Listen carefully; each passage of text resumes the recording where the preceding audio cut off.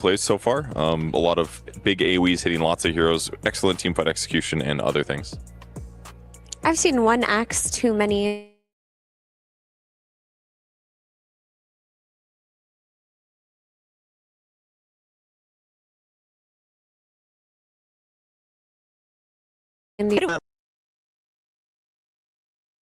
I think his ideas are so nice. He always sets the meta right, and that's what I was talking about. Like, I favor Backbone any time of the week over teams that are just playing the heroes, you know, because I think this guy is gonna show us something different in the playoffs. And like, even Spirit,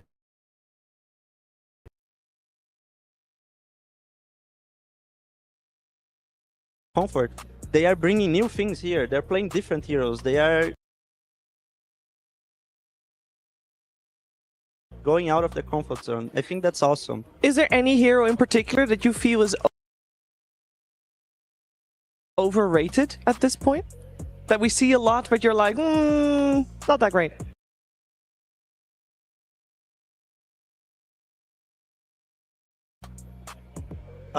Maybe the axe. that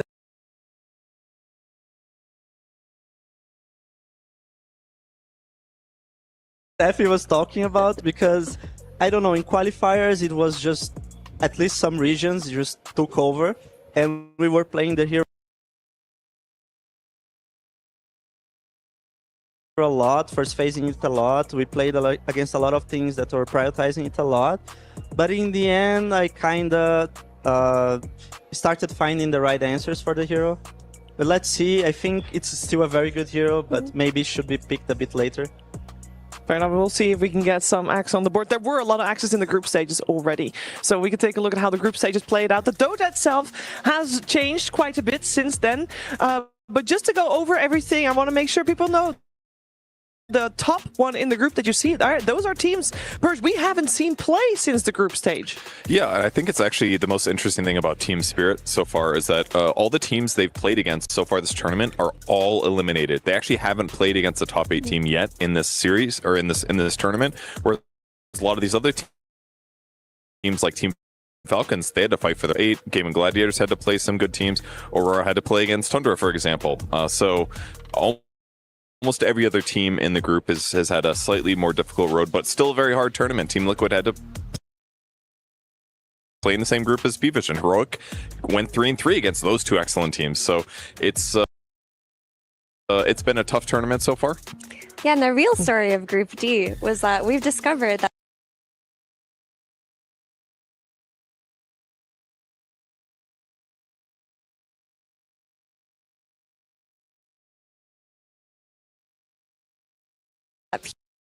and not to be biased, I would love to see that story arc continue. We'll see if they can get there. Of course, we had the last chance bracket already play itself out. We had the 12 teams rather, that came from the group stages that did not come top. We put them in a single elimination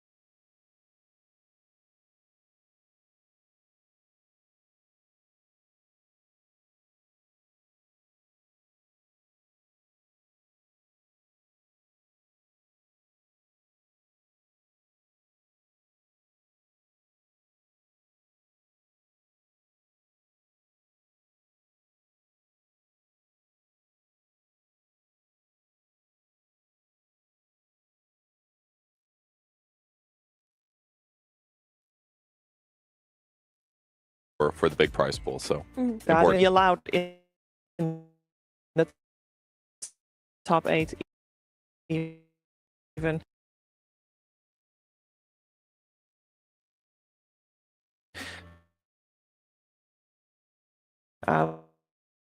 When says speaking of that, but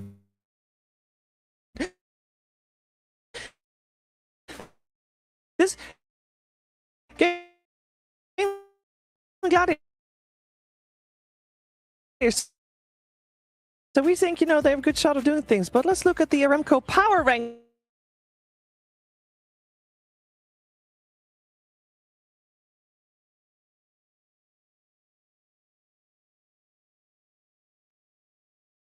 And as we already talked about, it's very difficult ranking teams that we think can take games off of everyone. So here, I can summarize our logic. Summarize the logic, please. The logic was we were trying to rank teams based off of not only their current skill level, their current strength, but also the whole year, because this is, of course, everything. So, you know, this is why Gaiman, despite looking really strong, we put them in B tier, because depending on the tournament, they've looked not good. But then recently, they look really good. So you know, put both of those things together, they end up on B tier, because those are those are good teams on the B tier. Those are great teams on there. All of these teams could win the whole thing, I think. And when we started this, we actually put like 5 teams in S tier, and we're like, well, this is going to look stupid. Every team is in S tier. We got to slightly separate them. They're all super close. Yeah. Yeah, and it should be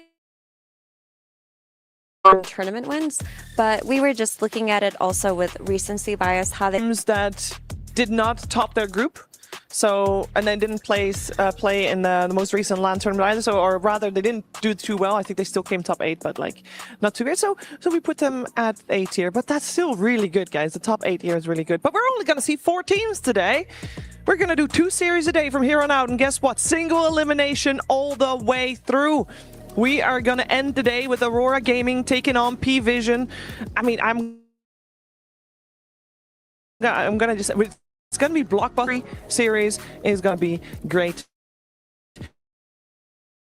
And we're starting the day with our S and B match of the day. We have chosen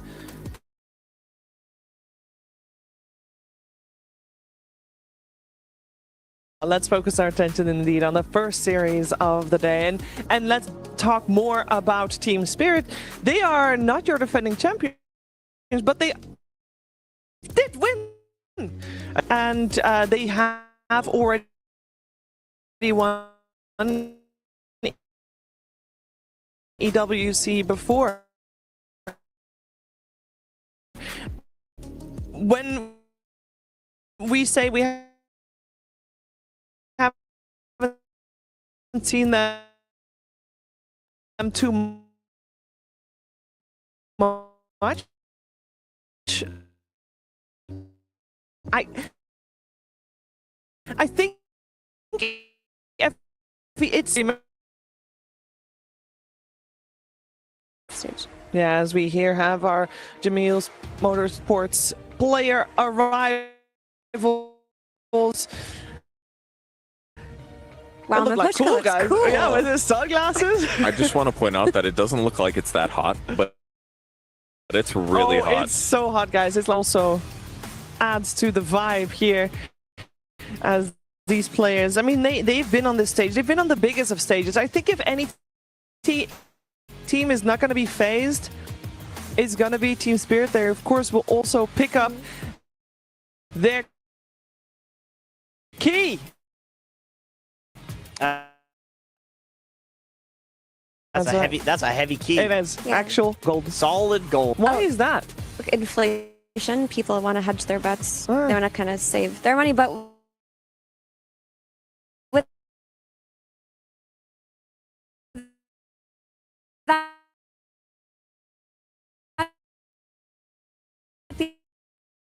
being said, I also want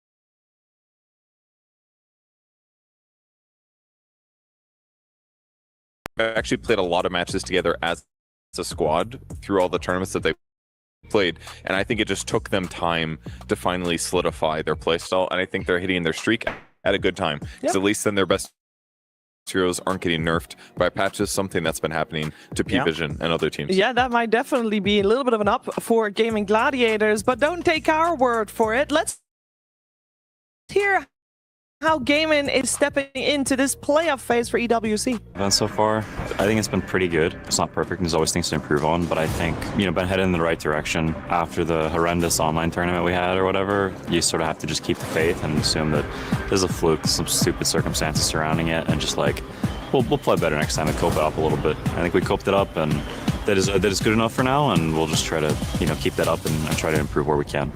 Putting damage onto the Medusa, already half HP with the hog silenced up. Does manage to get away. The roar is going to be used on the Templar Assassin. BKB allows him to just keep going after Skeeter, and Skeeter's still going to fall.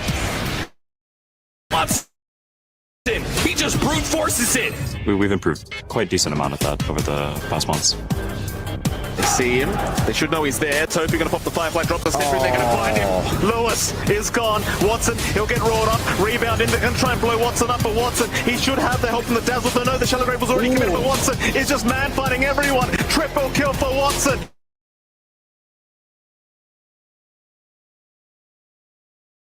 Meanwhile, Palos, he finally deals with Malady, but he forgot about the carry. Palos will get ultra killed now. Good 8. We'll just go. We'll try to play and we'll see what happens, but I think we're capable of winning. Once again, had as much fun. Quinn in some trouble, but he's got Essence Ring, he's got Solar. Oh, the Wrath of Nature, it's not quite enough to finish him off, but Pure can't really go anywhere here. He needs help and save to the rescue. Jumps in, terrorized though, hits onto both the Marcy, and the Pure Nature's Prophet is almost dead. Watson will be able to finish him off. No, turns his attention to save, gets that kill.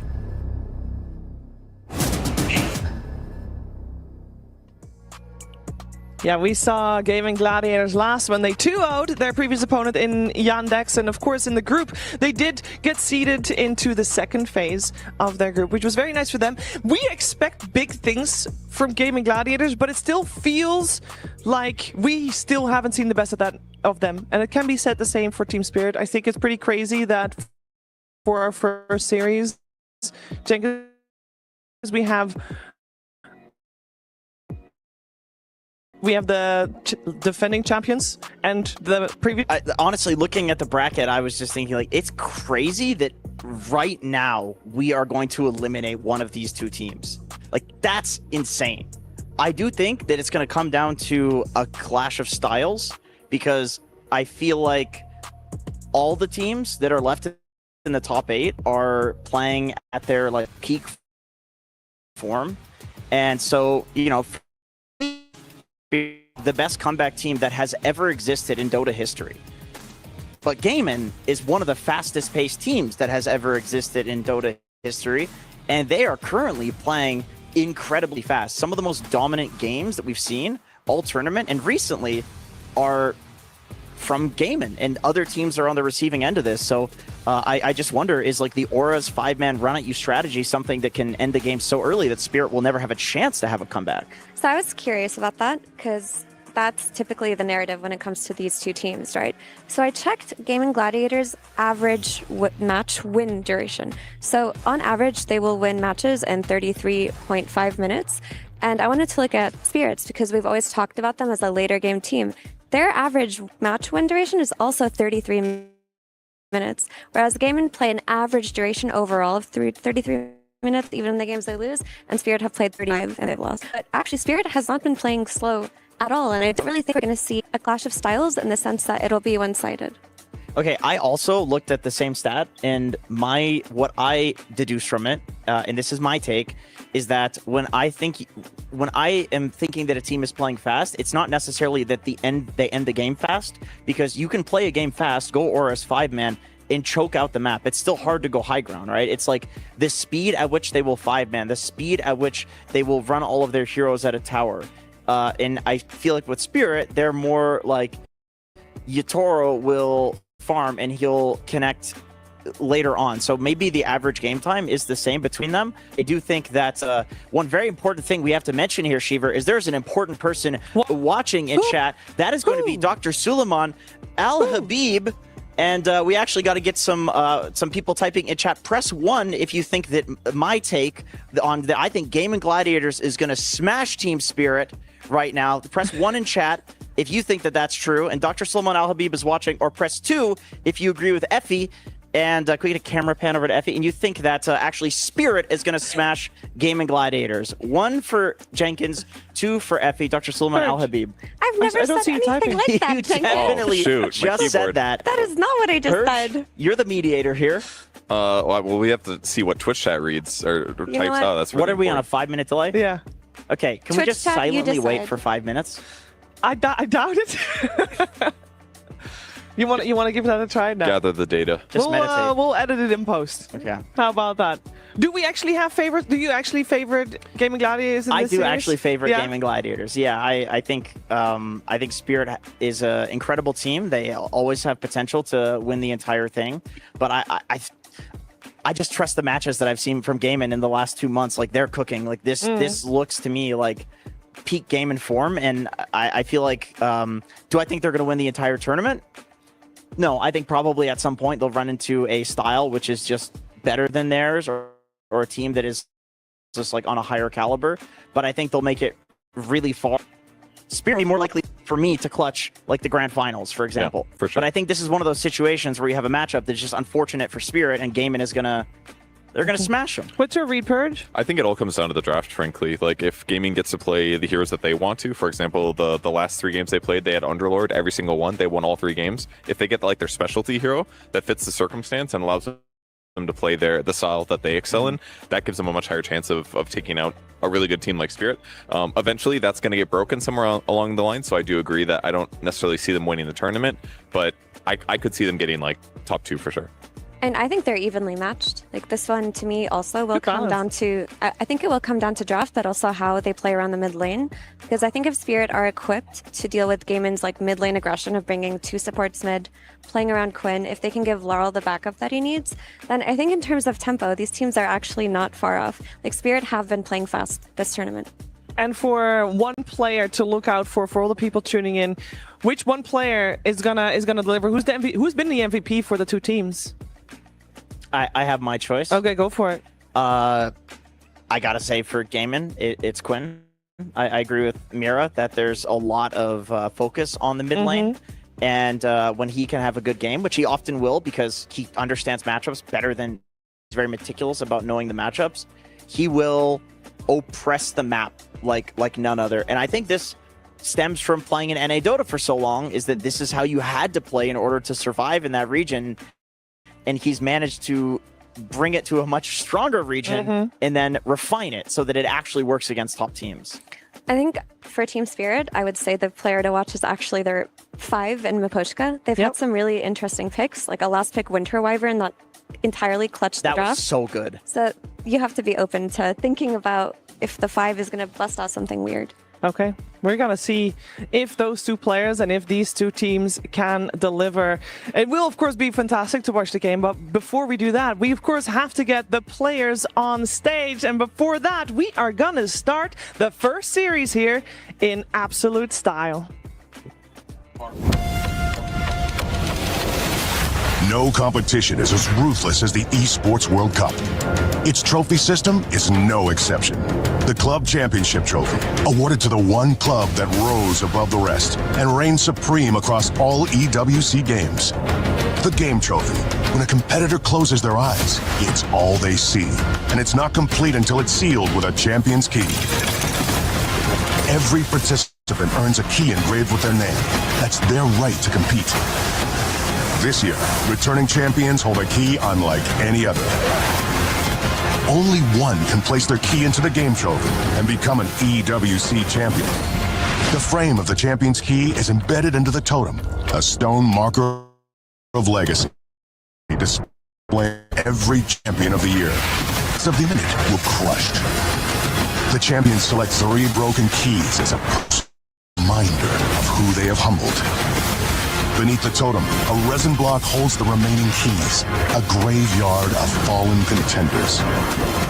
Will your dreams be broken or your name carved in gold and stone?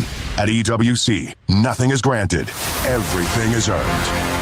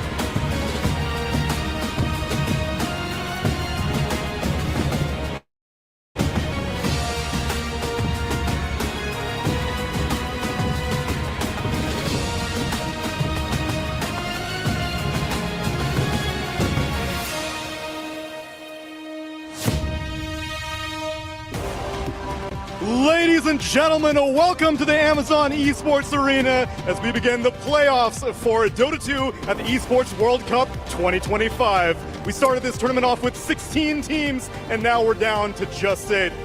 I'm your host, Tsunami, and as always, I am joined by... Ah! Who the heck are you? Where's Fancy? Oh, yeah, Fancy's not around. He's kind of busy. So, hi, I'm Milosh. I'll be co-hosting with Tsunami over this next week in Dota 2 if he chooses to accept me. There's a bit of an initiation period. What do you even know about Dota? What? Hazing period. Go for it. I'm ready. What do you got? Any question? Go for it. Who's your favorite pro player? I'm Lebanese. Easy. Okay, that was a freebie. Who's your least favorite hero? It's a lot to think about. Tinker?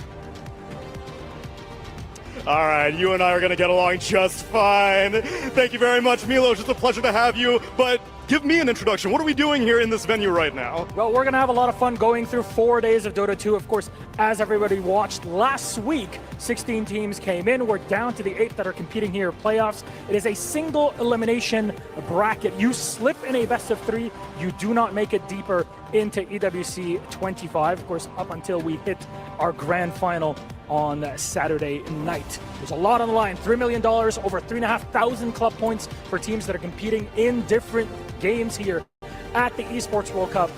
There's a lot on the line, a lot of pressure on our players. But for here, we're focused on the Dota 2 for right now, and now we're focused on bringing out all these teams that managed to make it to the playoffs. It's been a long journey to get to this point. They've had to rigor through the group stage and the elimination bracket, but they've survived, and they've managed to make it to this point. Now, they have to go into this single elimination bracket and survive to become a champion in the end. So without further ado, let's start bringing out these players and these teams, starting off with Aurora Gaming! We've got Nightfall, Kiyotaka, Toronto, Tokyo, Mira, and Anto. Now, the club itself is a familiar name to EWC 24's Riyadh Masters viewers. The squad, however, is completely different than what you saw last year. This will be the biggest test for this relatively fresh roster that's joining us here at EWC 25. Though, next up on our stage, joining us, it is P-Vision! Satanic, No One, DM, 9 Class, and Ducalis. It's P-Vision. This team has conquered Bangkok and they conquered Raleigh. They have been dominating the entirety of the EPT thus far. Why should we doubt that they wouldn't be able to continue that magic and that trend here in Riyadh, their debut performance as a club here right now? Dota 2 has been a strong suit for them, but let's see if they'll be able to keep that magic going. Next up, please welcome BB Team! We've got Pure, GPK, Miero, Save, and Kataome. And in the past, it seemed like a glass ceiling held them back from lifting gold on stage. But last month, they conquered their demons and they shattered that glass ceiling to bits. Now they stand at EWC on our main stage at the Amazon Arena, looking like potential victors and ones to take it all. Maybe. Always the question marks. Next up, though, on stage, we're joined by Tundra. Now with Tundra Esports, it's Crystallis, BZM, 33, Saxa, and Whitemon. You've seen this name for years in Dota, but the players have cycled out quite regularly. One thing has remained consistent, though, Tundra always is a championship caliber team, and this roster is no exception. Last year set the bar high for what this squad would be capable of. Let's see if these 5 players will be able to continue stuff. We've got Team Liquid! Mickey, Nisha, Saberlight, Boxy, and Insania. And this club landed second at Riyadh Masters 2023 and at EWC 2024. This is not now, then when will they do it? Is the third time really the charm for Team Liquid here competing at EWC 25? Only a singular player was swapped, and that was Saberlight. Off of last year's performance, can they make it even deeper and maybe lift gold? That's Team Liquid, though. Our final one of the 6 here. It's the hometown heroes. It's Team Falcons! Skitter, Maureen, ATF, Crit, and Snaked. That's right, you are staring at the current club champions of the Esports World Cup as Falcons dominated all of the games that they competed in last year. Let's see if they can manage to lift that trophy in Dota this time, or if it'll continue to elude them. But expectations are high for this entire team. These are just 6 of the teams that are joining us here, but they're not playing just now. We've got 2 more teams joining us to take these seats behind and start playing some Dota. Yeah, you need 2 teams to make it happen. So how about we start off with our first one? They're our first up on the stage to compete, champions of Riyadh Masters 2023. They still achieved top 8 last year at EWC 24. If anything, they're known for ramping up the deeper they get into the competitive season. With the way that they topped Group A, dropping only a singular map, it seems like their path so far is quite set. But these guys were champions 2 years ago. I want to see the champions that are reigning right now. Please welcome Gaming Gladiators! Watson, Quinn, Ace, Tofu, and Malady are taking the stage right now and looking for an opportunity. It's already been inscribed on the room of champions for 3 of these players, but 2 of them are looking for an opportunity to make it their first time. Will they continue their reign of dominance and be back-to-back, or will they succumb to this single elimination format? One of these 2 teams is going to be eliminated by the end of this series. So, gentlemen, please take your spots and place your keys. And then we'll let the Dota do the talking. Back to the panel. Ready soon to get this first map of this best of 3 started. Now, we already mentioned the MVPs for both teams, or the expected MVPs in Quinn and Miposhka, but there is a lot more depth to the success of these two teams, which begins with the draft in a second, as we already mentioned. Very important for these two teams. So I would like to have a little bit of a couple of highlights of what to expect in terms of the heroes we're going to see. For people that haven't watched the first 2 phases, what is going to be highly contested? I think the highest picked heroes are with good win rates. I believe are TA, Nature's Prophet. Those heroes are still good despite getting nerfs in the most recent patch.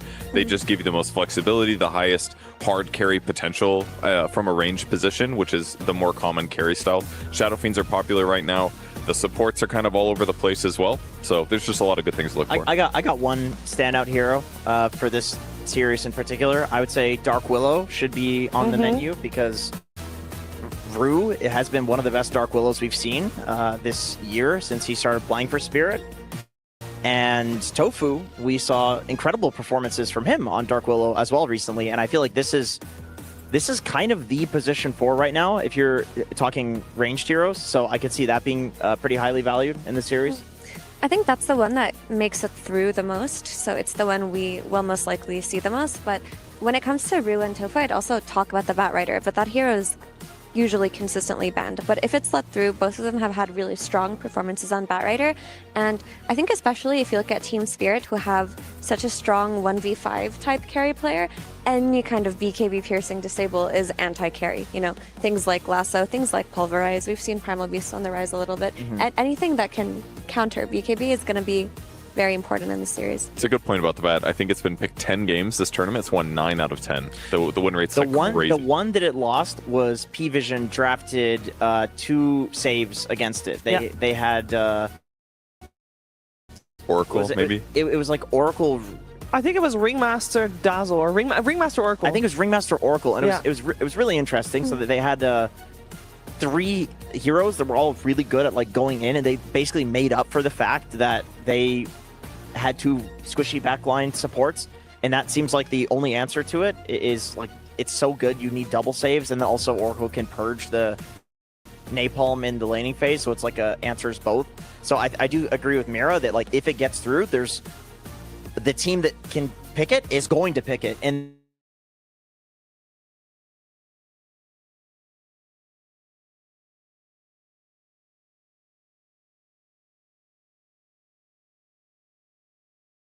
then the other team that let it through is going to have some sort of like big answer.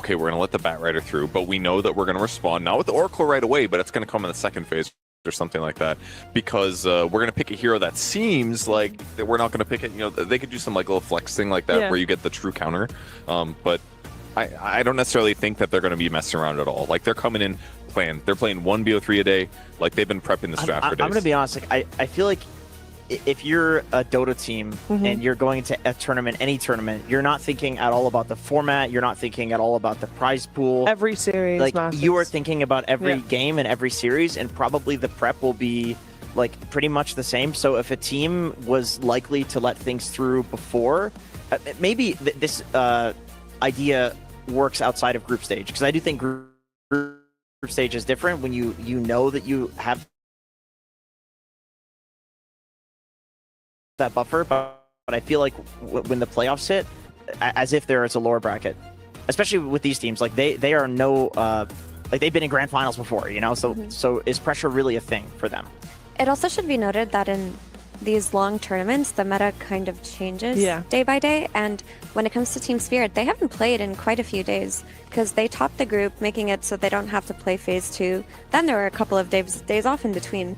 So that natural meta development of finding counters to heroes, that would have occurred during scrims.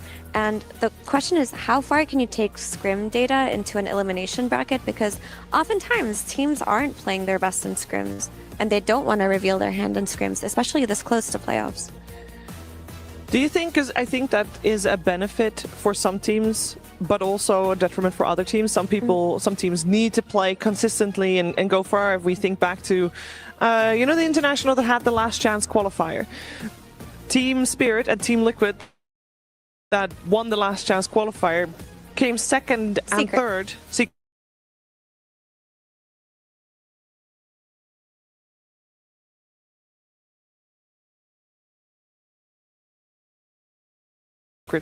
Secret and Liquid came second and third at that.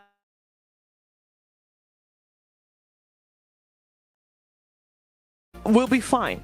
I think so. I think they are one of the more consistent teams. They've had some occasional mediocre performances, but I think in the case of Team Liquid, whose effort is a little bit up and down depending on what tournament of the year it is and when they're really focused on boot camps, it matters more for teams like that. I think Gaming Gladiators is a little bit momentum based right now as well, because we've been seeing up and down results. So them having more matches going into the series is definitely going to help them. I think Spirit are quite momentum based as a team. They always have been. While they have had consistent results this year, it does feel like they play their best when they drop some games and they get owned and they have to play throughout the entire tournament, because they're an honest team. It's not like they're going to bust out some, last pick Broodmothers or last pick Meepos. That's not really something in their arsenals. So not playing for the duration of the days doesn't really benefit them draft wise. You want to hear a fun fact? I would love to hear a fun fact. Oh, wow. Great. Okay. Okay. Of course, both of these two teams are champions of EWC 2023 and 2024. Both of the teams have faced in both of those EWCs, but only in the groups, and they only ever tied. Neither one of these teams has ever won from one another, regardless if they were the champion that EWC, from each other. Until today. And now we're going to see one team knock the other out. That's of course, the first one, I do mean for Team Spirit. They were the champions of Rio Masters. And then, of course, for games, neither of the teams has won from one another, and it will change. We're going to find out how, though, because it has begun. The draft is on your screen. We're going to have Team Spirit on the Radiant side, Gaming on the Dire, and we have got first pick for Gaming. It's so funny. You're playing against Collapse in a $3 million tournament. You ban Magnus. Yeah. I mean, it's going to make it easier for them to pick those like turret type carry heroes, whether it's a Lina or a Shadow Fiend or a Nature's Prophet. Yeah. Like if that's the obvious response. If you pick one of those early on, you don't want to get repositioned.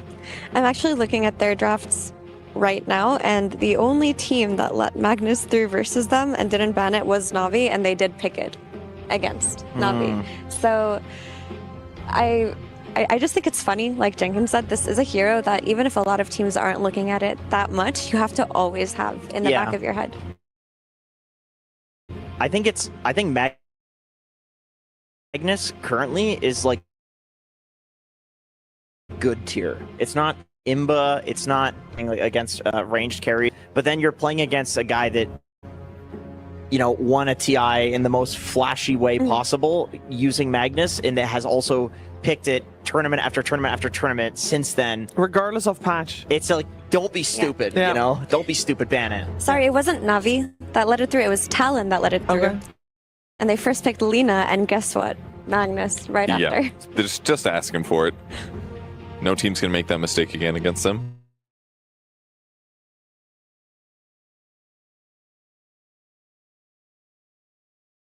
Got a last ban here coming. Yeah, we have the Batrider that you guys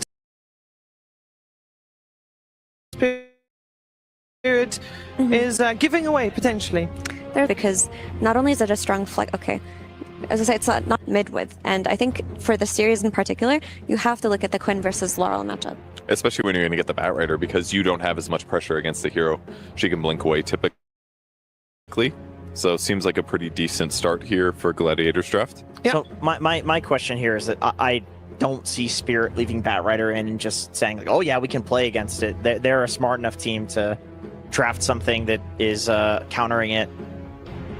I also wondered, given that we saw P-Vision coming, if you're gaming, or do you just allow it through because you believe Oracle's not that strong of a hero. It'd be dangerous, I feel like, to pick it so early, because then this leaves you to be able to exploit the safe lane, potentially. Okay, all right.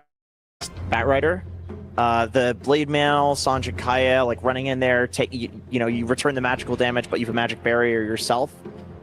And Chains combo also is quite devastating for bats. It's a very, very hard hero to lasso. true, but as a position 4, they did it in the most recent Wallachia. Yeah, it's definitely good. I think there's a lot of 4 flexes that are actually decent. And they secured it with something like a Huskar ban. But I do wonder if it's that valuable compared to things that are left in the pool. For example, Doom.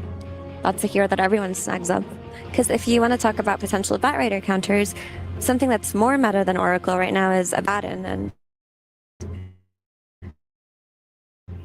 that hero just gets countered by Doom. Scope picks 53%, so still very reasonable considering his popularity. Surprisingly, Gaming haven't banned the Oracle yet. They banned the Bane first. Decent lane winner against the Bat because you can fight him to the death. You can also potentially Nightmare save. Grip against cores is really powerful too, so maybe trying to protect their BKB carries later on in the game. I think that's the big thing for me, Worker Facet, to do like really cool things. We're seeing people like intentionally cliff themselves so they can avoid ganks, like pull people into towers. But really, it's that a lot of the really strong mid laners right now, like the Puck, Storm, Embers of the world, all do not like playing into Bane. And then also, we're talking about Poshka Bane here. This isn't some normal Bane. Like, this dude will whip it out on any patch. For me, it just feels like Bane does too much too. Like throughout group stage, he looked like the strongest 5 by far. He would win lane, he would roam, he would set up for kills on side lanes, and going to be an invaluable tool. Bane combos, like we've seen some dual roam Bane Mirana, we've seen some dual roam Bane Leshrac. Just anything that can take advantage of the Nightmare setup early game will give you a really big edge, especially at the rune battles, the power runes, because the skirmishes are always going to be there. And he's so good at staying alive a long time compared to other supports. If you run in there with like a CM to fight to the death on a Wisdom Shrine, like you're going to explode. But Bane can buy himself a good like 5+ seconds in a lot of circumstances. I mean, you want to talk about heroes that can buy themselves some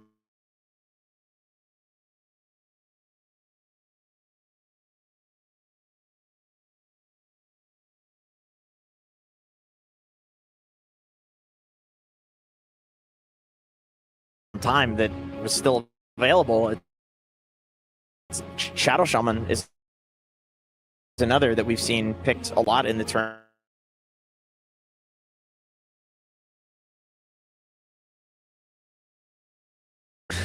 Of course, notice that the draft has disappeared from you guys' screen. We'll try to get that back up as soon as possible. The teams are continuing drafting. It's just a slight API issue. It's a little surprise for us.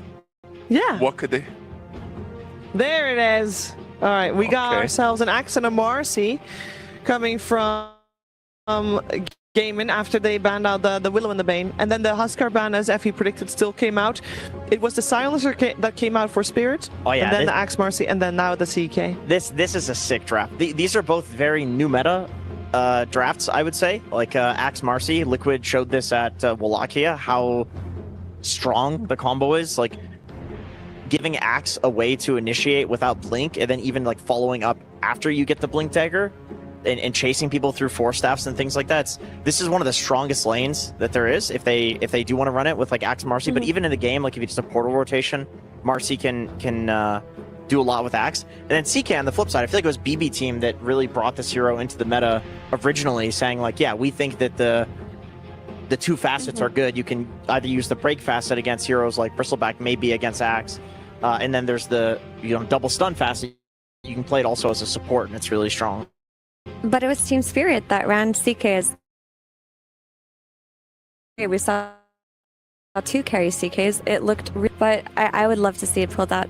The question that I have right now is, could there potentially be the Batrider mid? Because you see the Ember, you see a potential carry CK. Core Batrider will do much more versus a Chaos Knight than a support would, because support Batrider plays on Lasso, wants to find the main one. That might not be easy, whereas Core Batrider will have the BKB, will have the items, will get in the middle of the fight and make it so that CK struggles versus the AoE damage. That's a good point. One thing about the last year we haven't talked on was the silencer. They didn't end up going for an Oracle. They're going to try to cover the lasso with a global silence instead. That hopefully there won't be a follow-up after the first lasso, or maybe the Marcy and the Axe are going to zip in and you can global afterwards. That's who's going to have a bad time against those two heroes. And there's an idea with Silencer versus Batrider also that you can't really sticky napalm spam because you're getting cursed, right? It's a bit like Bristleback in that sense. But again, this problem is solved if you do run this Batrider core. Wow, this is an interesting pick. Okay, so I see what they're doing here. It's a hero to answer Ember mid. However, I will say, if you want to talk historically about some of the worst matchups for Death Prophet, it is all heroes that can burst her. Like CK. Like CK Death Prophet can be so devastating for the Death Prophet. He can just insta-burst her. Even if she has popped ult in a single stun, you can kill her. It does go the other way, where if you can somehow save Death Prophet, she can siphon all the illusions and then just insta-heal to full HP. I wonder if this might be one of the rare circumstances where it's worth to get the morning facet, the one that delays the damage you take. Because I play Death Prophet a lot, and occasionally there is a game like this where their burst is so high that it's worth it to sacrifice your spirit damage and the Ags. That's a good point. I could see that, because really we talk about it, but it is only CK that's Death Prophet's concern right now. Ember, Silencer, Shaman, they're not going to burst her. Shaman will lock her down, but she's going to have a team behind her. It's really just surviving that CK onslaught that she needs to think about. How do CK Silencer lane against the Marcy Axe? I feel like Volatile, I would say. I mean, any CK lane is going to naturally be volatile because he has some absolutely incredible level 2 timing, but Silencer out of position. I mean, you tell me as a pause 5 player, you're playing against Marcy Axe. How many times are you going down? All right, you want to get out, but it's one of those situations where, like, Mapochka is of course going to be playing behind Yatoro on CK, like his position. I love the Terrorblade ban here against Gaming Gladiators. The hero's only played 8 times this tournament. It's lost 7 of the 8. The 1 win was on Gladiators. So despite it being a bad hero on paper, it is good against Illusion heroes, though. They also just don't really have heroes versus Terrorblade. So just on what Jenkins was saying, I think if Silencer does die one time and they start pushing into CK's tower, that's going to be a problem. So what Spirit can do is they can idea that Rue will be half playing on that lane. Like if they got double waved or it starts to push into tower, you have to be able to leave Collapse's hero alone and bring 2 supports to that safe lane. I mean, self-sustaining against the gaming heroes for Collapse. I mean, Underlord is always a hide is not so good against the Death.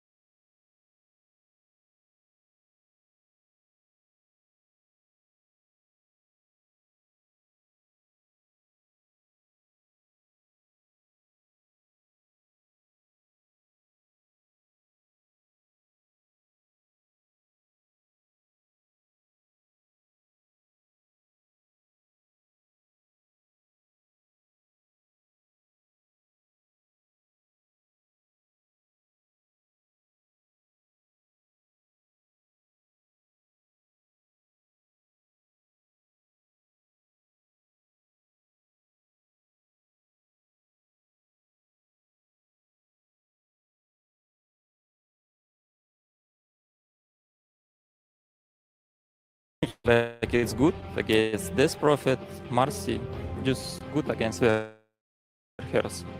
All right, give me a 1 to 10. How confident are you in this draft for game number 1? 0. 0. Oh, 10 or 10, not sure. not sure. Okay, all right.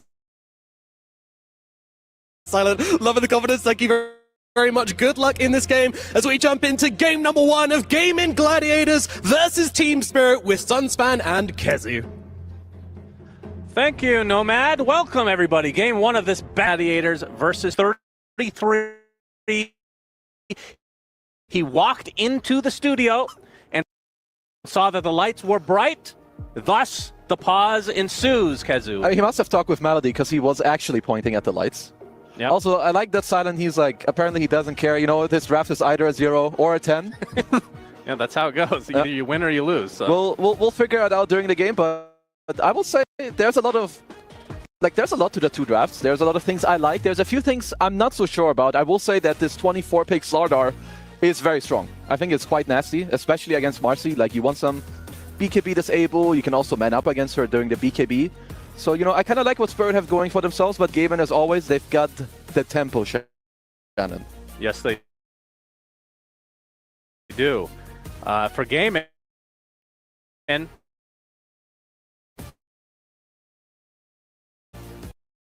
on the, you talked about Marcy.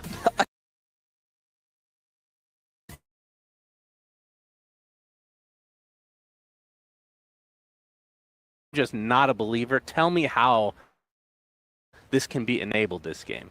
I mean, basically, Marcy and I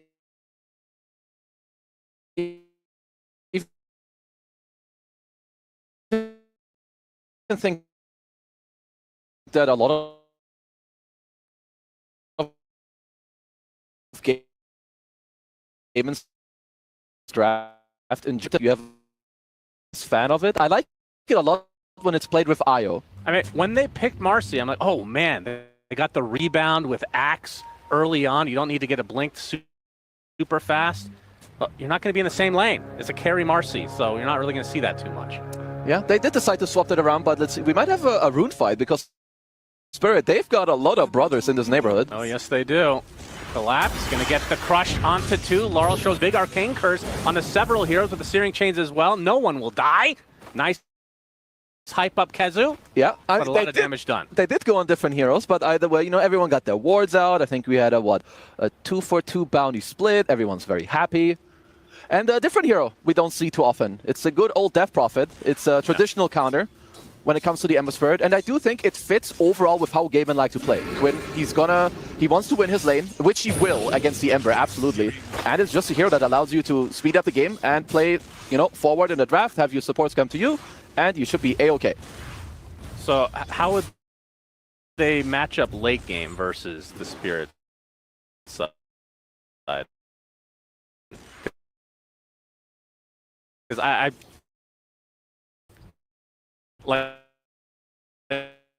like I said, in terms of the Marcy carry games, they lose in 30 minutes. So can that hero scale really well into the late? So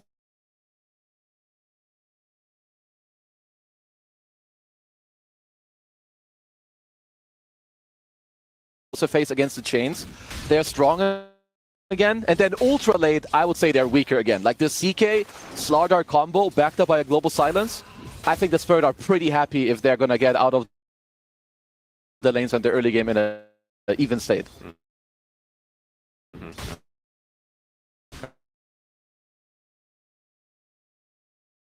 Yeah.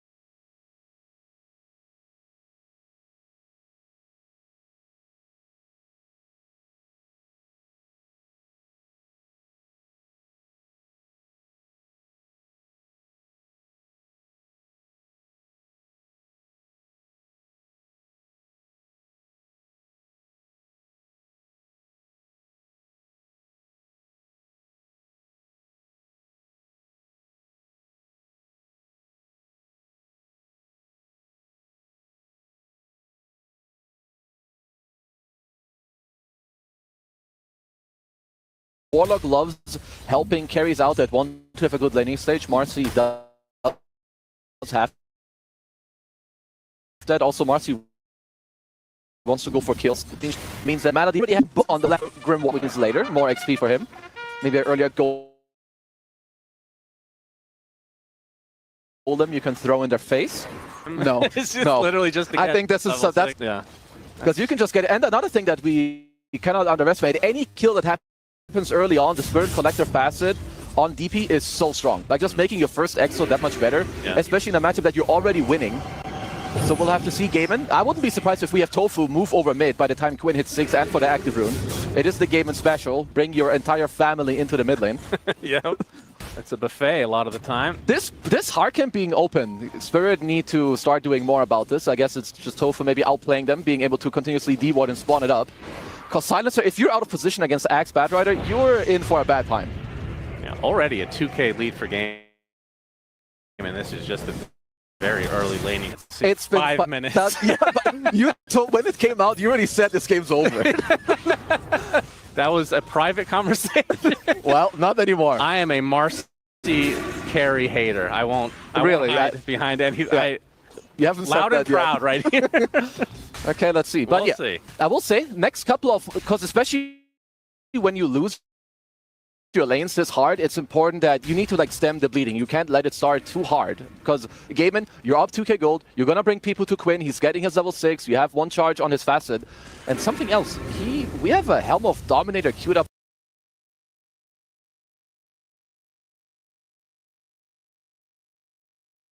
Fighting as an offlaner. He does want some time. So yeah, for Spirit, when you do lose the early game, it's important you get your support levels online. And I mean, they have really strong spells, so they are currently giving the Poshka the mid lane to get his level 6 and Rue the safe lane for him to squeeze in his ultimate. Yeah, 3-man setup there in the top lane from Gaming Gladiator. Perhaps will find the distance needed. On the other side, Phantasm. Or Reality Rift, rather, from Yatoro.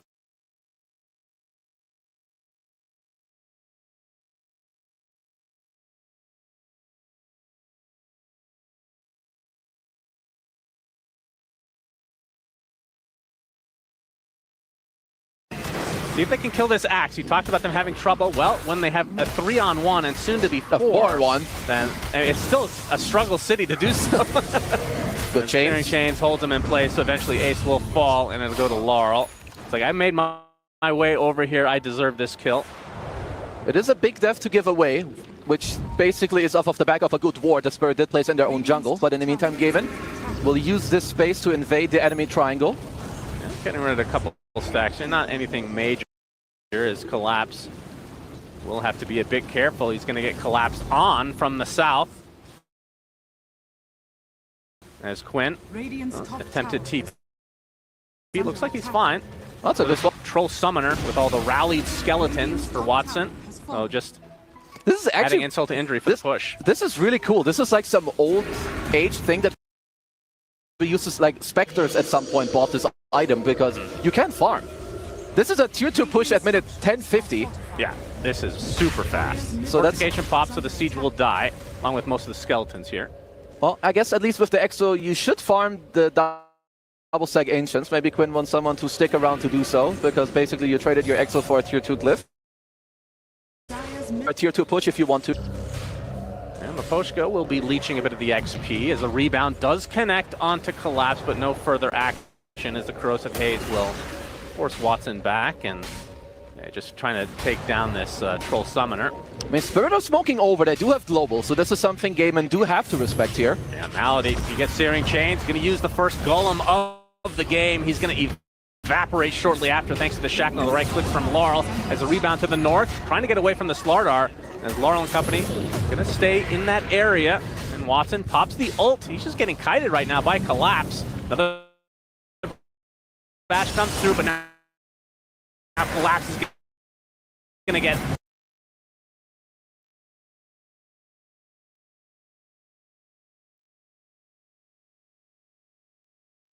lassoed back into the fray, but Yatoro still leads Quinn off.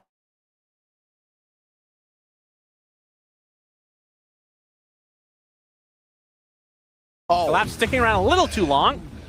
So the rebound does connect. A nice little snipe.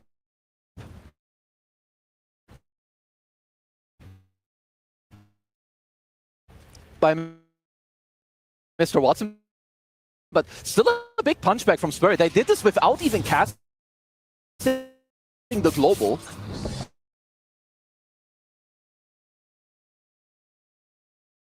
I think maybe he gave an underestimating. And what are your thoughts on Quinn going first item Ags? I was sure that this was a Yule's game. Against Searing Chains, against Global Silence. Yeah, so the thing is, if you go Ags, I mean, it still uses good survivability. It gives you the best scaling, because it allows you to fall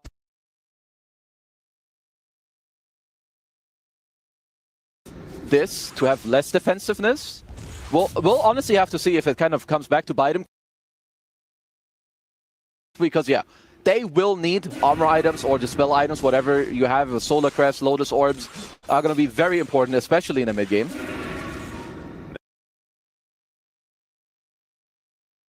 There's the blink now for Collapse.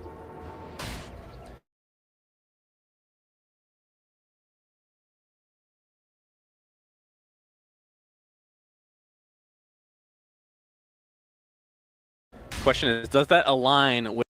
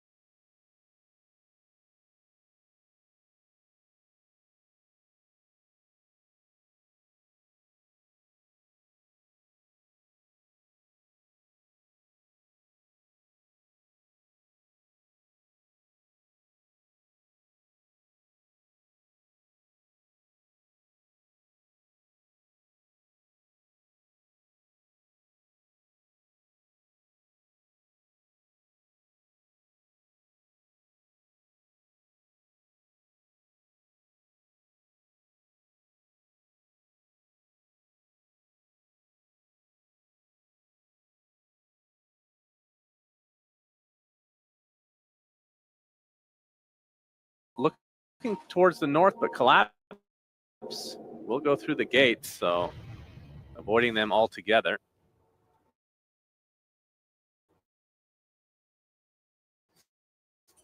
This game, they're looking for. Oh, yeah.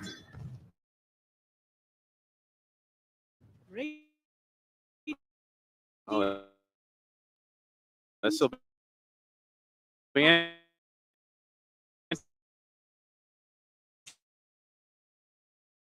interesting.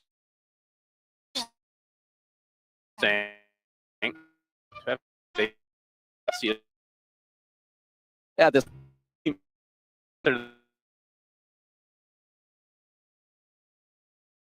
Yatoro, but they'll take that trade every day of the week. A full shackle onto Ace. Rue is likely to get chopped down. Just to slow down Ace. And the rebound not going to hit this time for Watson. Not a Ace, ball. oh, a little miss call. And Chasm's out for Yatoro. Now the exo pop by Quinn.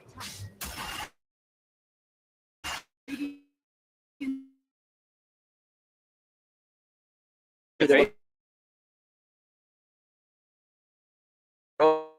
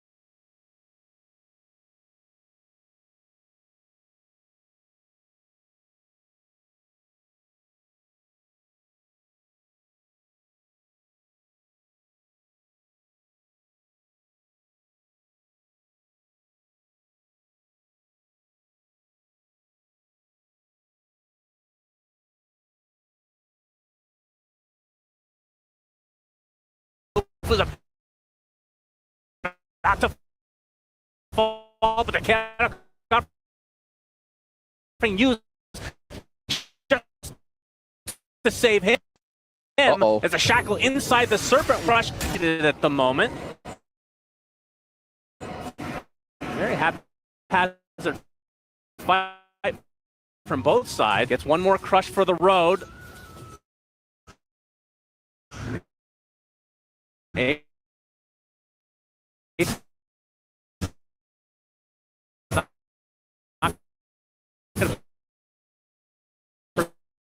Pursue any further. Meanwhile, Watson deletes Rue.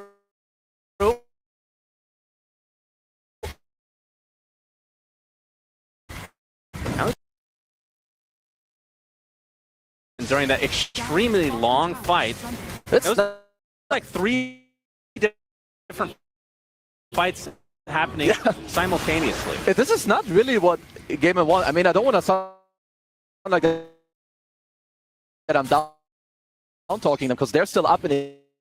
They delay the initial Roche fight. Yatoro gets to run over, circle around, they kill Tofu. There's like a lot of back and forth happening.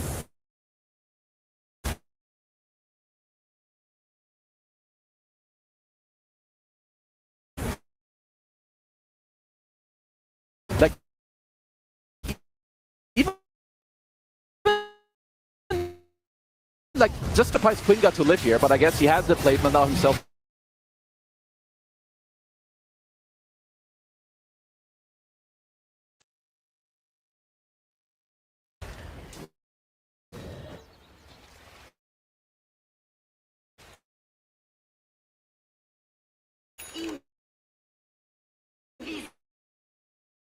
They are all relatively close,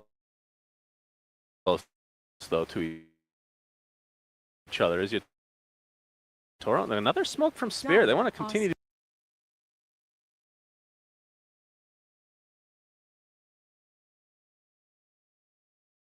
Looks like Gaiman will eventually take it.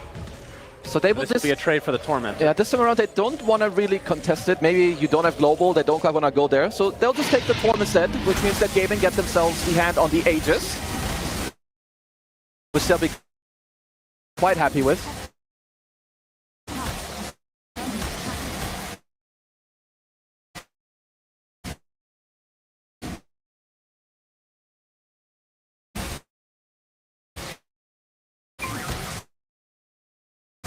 I mean, they would be very beautiful to have. As Gaiman, they should look to keep up the same pace, right? You have, I mean, Watson is pretty okay with what's going on. Manta will be nice for him to take off the chains, take off the corrosive haze, because at least for now,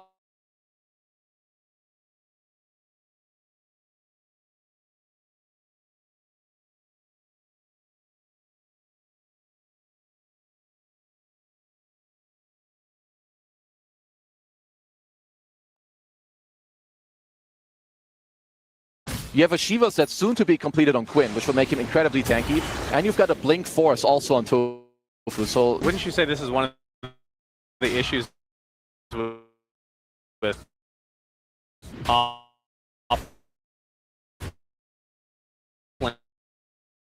lane?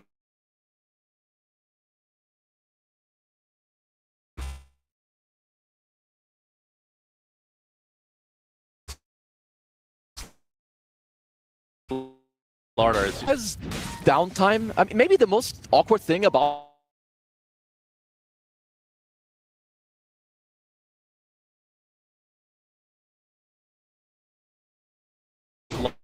They are the area as well. They get the Hex. TP from A. There's a global silence. So do they have enough damage to burst through? before it rolled in sloth of the mid laner for Gaimin. Can he walk it off? Toro with his horse being outrun by a human. Chaos Bolt will connect, but Ace going to slow him down with Battle Hunger. Phantasm used, a lot of damage, but feels like it's just inevitable. Great rotation and response from the Gaimin side. Hey, Quinn is so tanky. That was even Shiva. He's got the Veil. He's level 16. That's a 2500 HP death profit. But sure, you kill him, but you absolutely pay the price. You lose 3 cores and you use global. Huge. Laurel really in love with somebody. Yeah, spamming that hard. He loves the hard pings. Radiant's middle tower is under Wants attack. to be a bit annoying here to Mr. Tofu. Cancel his Blink Dagger with the Blade Mail. Crimson Guard on Ace, I'm not gonna lie. It's against Ember, Slardar, and Chaos Knight. Yeah, true. Leposhka, hello, and maybe goodbye.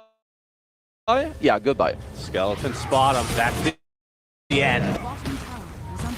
Now the focus on to the tier. They play the best. They have a fast draft. Even with, you know, 1 or 2 small mistakes, it doesn't really matter. They're up double digit. He has a crown of items with the Crimson and maybe 1 or 2 Lotuses that they get on their team against the Haze and the Global. I think Spirit, they're in deep trouble.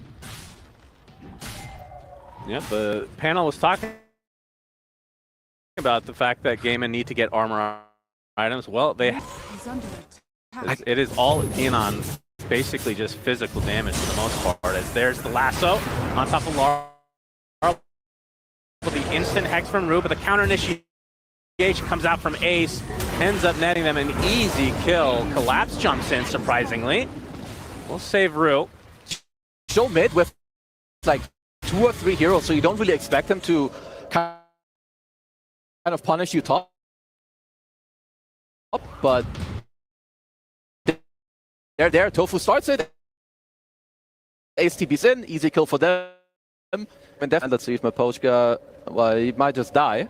He has died. Hello and bye again. He has died. Dispose into basically the rest of game inside. As the age is about to expire. Dom creep that is saving you as well, so that's already half HP on the tier 3. You want to take fights as Spirit, you either need to find Gaimin when they're scattered, or you need like a scrappy fight. Like you go in, you bait the Crimson, or like you burst the guy before the Crimson comes out. If it comes out too early, you need to kite back and then go again. So it's a lot harder for them to execute these fights, whereas for Gaimin, it's kind of straightforward. Yeah, 100%. I mean, Collapse is still working on the BKB, by the way. It's just such a long time coming. Laurel break here, find Tofu. Spot 1. Tofu gonna take the brunt of the damage. Malady though gets off the chaotic offering. Tofu dies first though, and yeah, that is a bigger kill for the game inside. Laurel insta-give essentially. Toro gets disposed. The global silence to give him a little bit of space. Collapse not really doing too much damage here. Shackle right on top of Marcy as well as Toro trying to fight his way through it. He will get Watson in the end with the illusions, but he dies as well. So 2 for 2, but in favor of Gaimin. They have 2 core kills. Oh, Collapse will die also. Onto the high ground. Won't be chopped, but Quinn secures the kill. That balloons to a 14k lead for Gaimin now. To hold on a little longer when it comes to potentially their base. But yeah, I mean, this is kind of Spirit's expertise also. Like, they're the best team when it comes to coming back and knowing what to do, how to like stabilize the game and give yourself some time in the game. So we see a Haste Rune, which will get bottled up by Quinn. They're also really good against Mega Creeps, so that's when they power up. You just let them get Mega Creeps. Then you start. Yeah, I will say they have a atrocious lineup at dealing with Mega Creeps. That's not great. And even then, I mean, net worth obviously creates a lot of problems, but you combine net worth with perfect itemization from gaming, which is currently happening. And I'm really having a hard time seeing how Spirit are going to power through. It's going to be that much more difficult as, well, reality risk owned by the Fog. So you have the BKB that's coming up soon on Quinn. He also has a hit there for the BKB on Quinn, 400 health talent, which is of course pretty nice.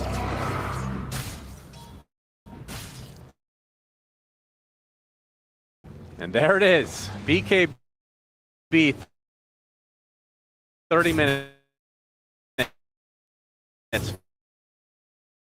for collapse. Just a rough game for him. Oh.